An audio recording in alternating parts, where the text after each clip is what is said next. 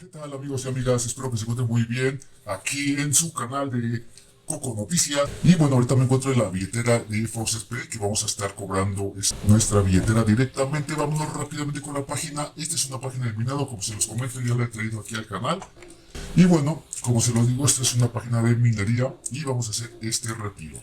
Vamos a poner aquí el máximo, ok, y le damos en confirmar.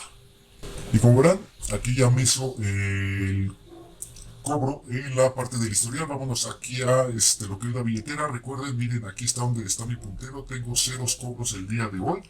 Y ya me llegó aquí mi primer cobro. Aquí está GPPCC. Esta es la cantidad que cobré el 15 de febrero del 2025. Y como se los digo, ya también acá hice otro cobro de 231 pepes también con esa página, que fue el día 14 de febrero del 2025.